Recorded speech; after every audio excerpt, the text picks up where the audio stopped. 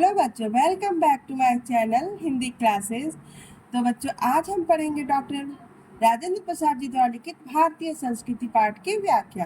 तो बच्चों, इस पाठ की व्याख्या को और भी अच्छी तरह समझने के लिए आपको इसका सारांश पढ़ना भी चाहिए। तो सारांश पढ़ने के लिए आप मेरा वीडियो देख लीजिएगा। मैंने इनका इस पाठ का सारांश भी बना दिया है। डिस्क्रिप्शन लिंक में आपको इस सारांश वीडियो का लिंक मिल जाएगा। तो चलिए हम इस पाठ की व्याख्या आप लोग को पढ़ा दें। तो शुरू करते हैं पहले पैराग्राफ से, यानी पहला गद्यांश से।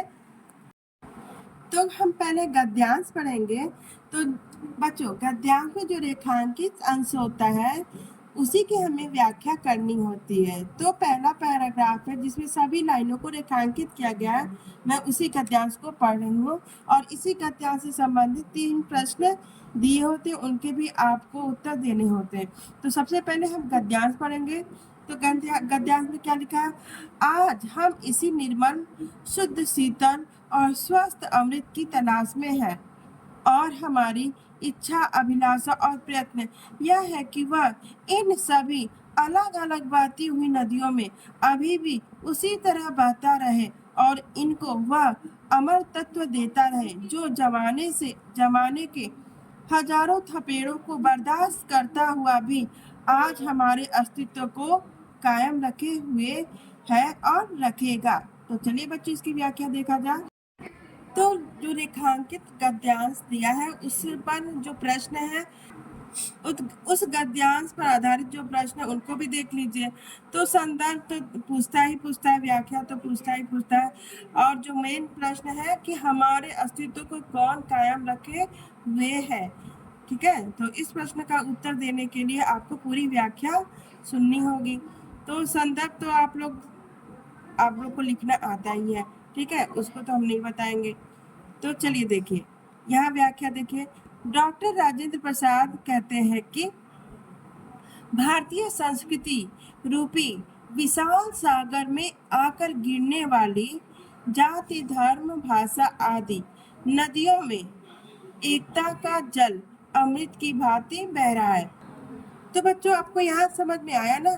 यहाँ पे देखिए, विशाल सागर के रूप में किसको बताया गया है? हमारी भारतीय संस्कृति को विशाल सागर के रूप में बताया गया है। और यहाँ देखिए, जाति, धर्म और भाषा को नदियों के रूप में बताया गया है। इसीलिए इसकी व्याख्या पूरी क्या हो जाती है कि डॉक्टर राजेंद्र प्रसाद जी कहते हैं कि भारतीय संस्कृति रूपी विशाल सागर में आकर गिरने वाली जाति, धर्म, भाषा आदि नदियों में एकता का जल अमृत की भांति बह रहा है।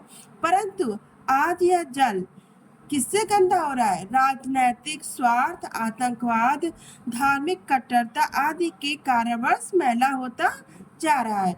हमें आज भी उस अमृत तत्व की तलाश है जो सदियों पूर्व प्रवाहित होता था, जिसने भारतीय संस्कृति को स्थिरता प्रदान की। हमारी यह इच्छा है कि सभी लोगों में प्रेम एवं राष्ट्रीयता की भावना का संचार हो। यह तभी संभव है जब विभिन्न विचारधाराओं के रूप में इन नदियों में सदैव यह जल अमृत के समान प्रवाहित होता रहे। भारतीय संस्कृति में विभिन्नता में एकता का एक ऐसा अमृत तत्व है। तो भारतीय संस्कृति में कौन सा अमृत तत्व है? तो भारतीय संस्कृति में विभिन्नता में एकता का एक ऐसा अमर तत्व है जो आज भी विद्यमान है। उसी अमृत तत्व के आधार पर ही भारतीय संस्कृति का भविष्य भी उज्जवल होगा तथा भारतीय संस्कृति का अस्तित्व सदैव विद्यमान रहेगा। तो बच्चों, इसको शॉर्टकट में भी बता दे रहे हैं। जैसे हमारी भारतीय संस्कृति क्या है? एक विशाल सागर के समान है, और उसमें जाति, धर्म, भाषा आदि नदियां हैं, और उसमें अमृत जल उसमें एक अमृत जल बह रहा है। और वह अमृत जल क्या है? वह अमृत जल है विभिन्नता में एकता। विभिन्नता में एकता ही एक ऐसा अमृत तत्व है जो आज भी हमारी भारतीय संस्कृति भी विशाल सागर में बह रहा है।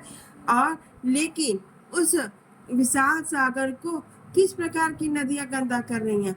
उस विशाल सागर को राजनैतिक स्वार्थ, आतंकवाद और धार्मिक कट्टरता जैसी रूपी नदियां इस विशाल सागर को मैला कर रही हैं। ठीक है बच्चों, तो ये रहा इस भारतीय संस्कृति के पहले पैराग्राफ का शॉर्टकट। तो देखिए बच्चों, इस पैराग्राफ पर जो प्रश्न है उसका उत्तर देख लीजिए। प्रश्न नंबर का कि हम यहाँ पे जो पैरा है कि हमारे अस्तित्व को कौन कायम रखे हुए है, तो हमारे अस्तित्व को कायम रखने वाला अमृत तत्व भारतीय संस्कृति की एकता है। ठीक, अब यहाँ पे चलिए देखिए अब दूसरे पैराग्राफ की व्याख्या। तो पैराग्राफ की व्याख्या बताने से पहले इसका पैराग्राफ को पढ़ लिया जाए, जो आप को व्याख्या समझने में सुविधा रहेगी। तो यह एक नैतिक और आध्यात्मिक स्रोत है जो अनंत काल से प्रत्यक्ष या अप्रत्यक्ष रूप से संपूर्ण देश में बहता रहा है और कभी कभी मूर्त रूप होकर हमारे सामने आता रहा है।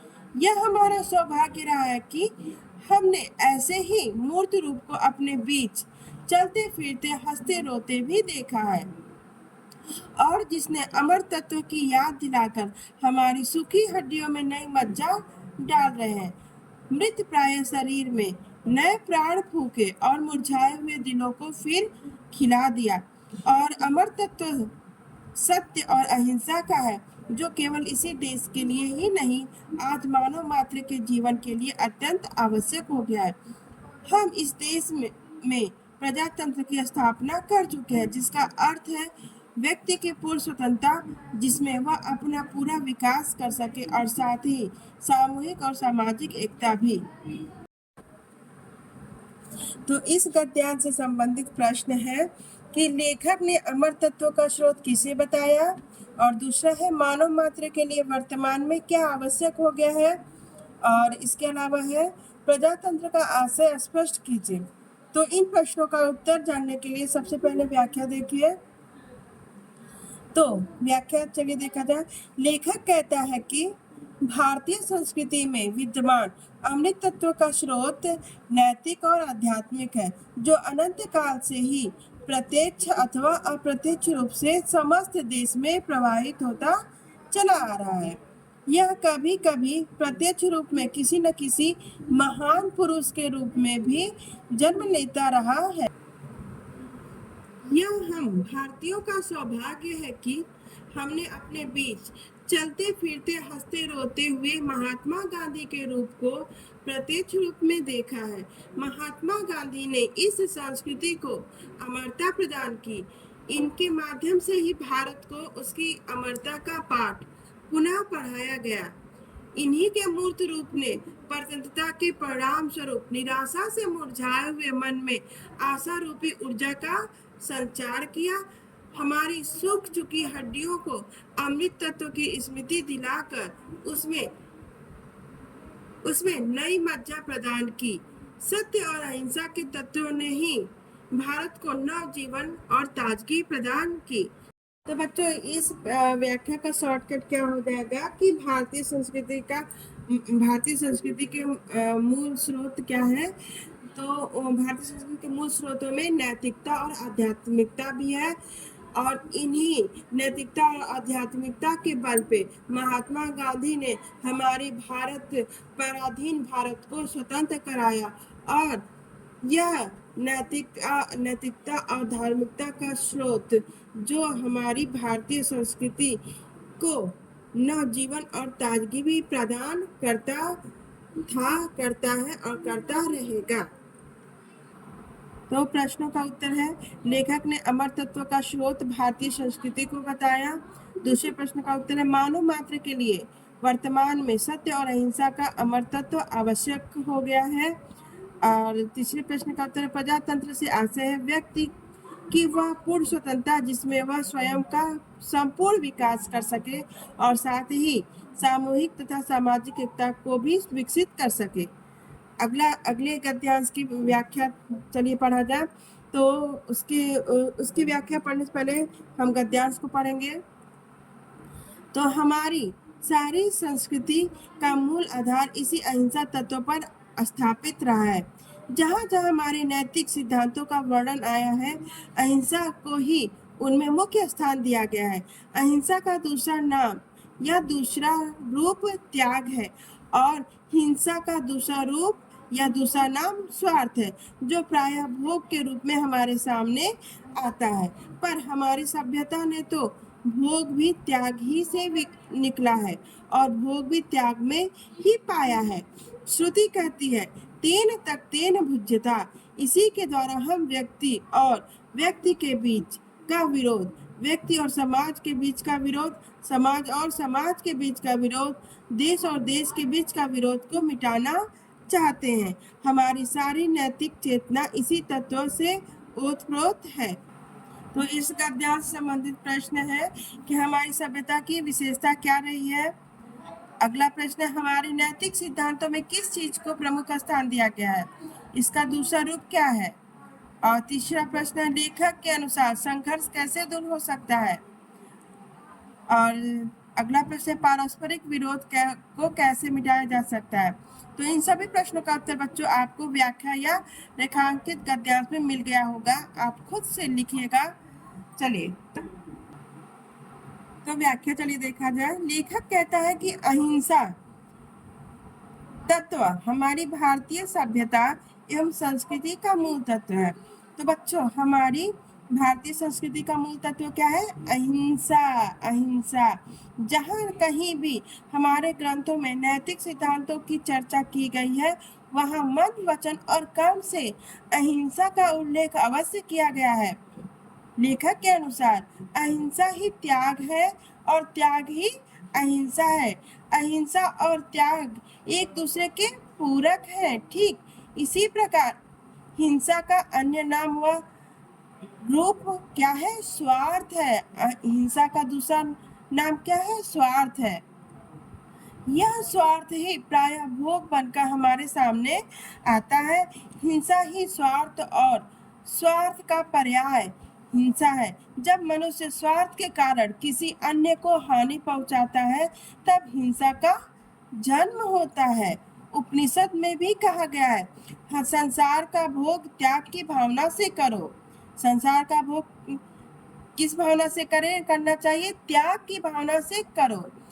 एक समाज का दूसरे समाज से तथा एक देश का दूसरे देश से संघर्ष होने के पीछे का कारण भी भोग ही है। यदि हम त्याग की भावना रखते हैं तो इस संघर्ष को समाप्त कर सकते हैं। हम किस भावना को रखते हैं तो संघर्ष समाप्त होगा, त्याग की भावना को रखते हैं तो इस संघर्ष को समाप्त कर सकते हैं। आशय यह है कि यदि हमें समाज से सभी विरोधों और संघर्षों का समापन करना है तो हमें अपनी भावनाओं में नैतिक विरोध और संघर्षों का, अपनी भावनाओं में नैतिक चेतना को इसी तत्व से संपन्न करना होगा। तो ये रहा रेखांकित अंश की व्याख्या। ठीक,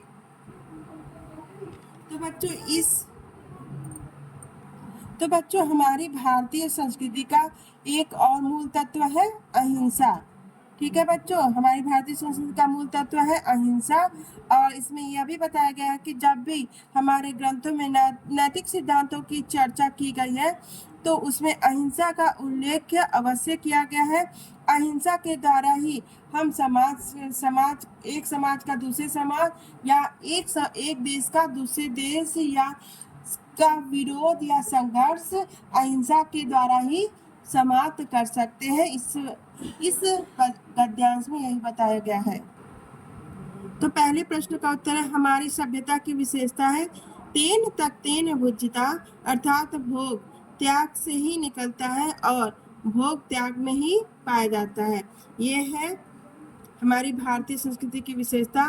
दूसरे प्रश्न का उत्तर है, हमारे नैतिक सिद्धांतों में अहिंसा को प्रमुख स्थान दिया गया है। गद्यांश के अनुसार इसका दूसरा रूप त्याग है।